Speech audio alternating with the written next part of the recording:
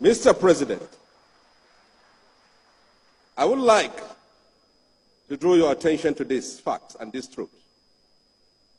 The national anthem cannot unite a nation. A national pledge cannot unite a nation. A constitution cannot unite a nation. A nation is united by the ideals of freedom. A nation is united by equity and by justice.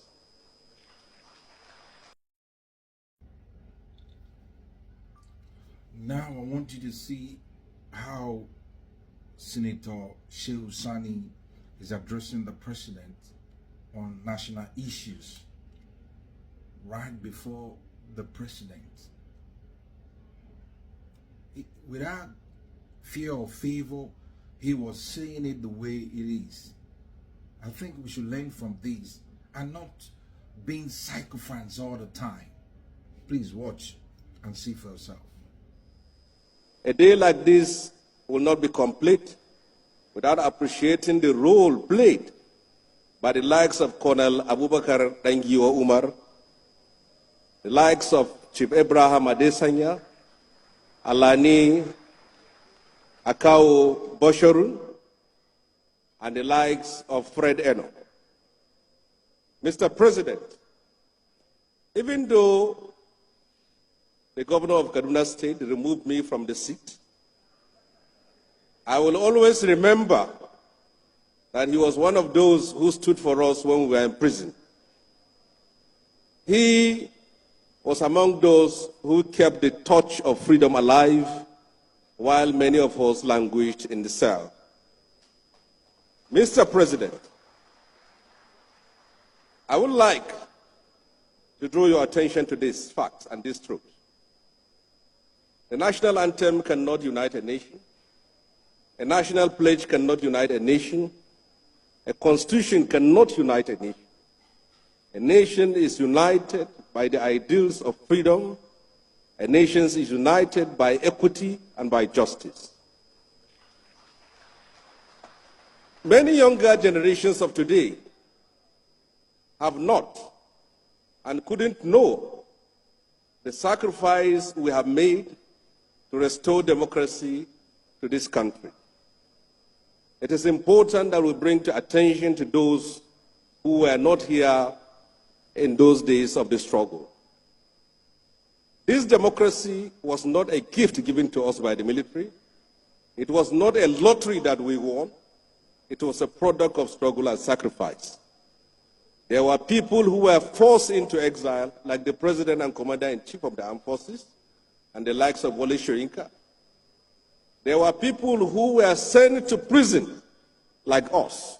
We're supposed to spend the first 15 years of our life in prison, but by the magnanimity of God, we were out. There were many who were dead. This democracy was a product of struggle. The Academic Staff Union of Nigeria made sacrifices. Nigerian media made sacrifices. The NUPENG, headed by the like of Franco Kori, made sacrifices. The National Association of Nigerian Students made sacrifices. This democracy was a product of that struggle, was a product of that commitment, and was a product of that determination. Mr. President, you have a duty to succeed.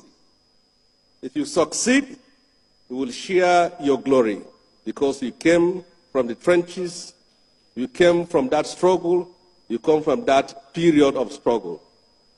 Mr. President, if you fail, they will say that those of you who fought for democracy have nothing new to offer to Nigeria.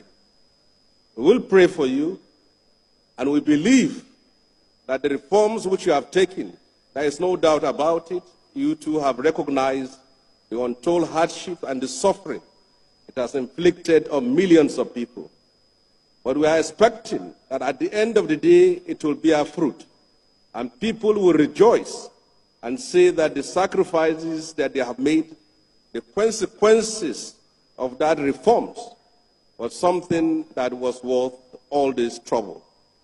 Mr. President, thank you for the honor and the privilege and do something about the Nigerian prisons, because they were the ones who hosted us in those days and in those dark days of the struggle. And on the last call, Mr. President, there are some people who are still in detention as a result of the NSAS protest. They were young people who were protesting for justice, for freedom, and for democracy. Any young protester in Nigeria today learned from you, because you were the father of protest in Nigeria. Do something about it. Give them the freedom.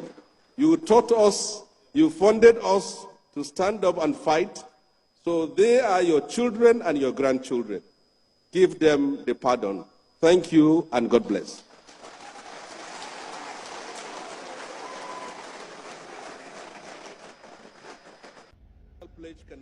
Okay, you have watched the video, you have seen it for yourself. I think you should be objective in all you do.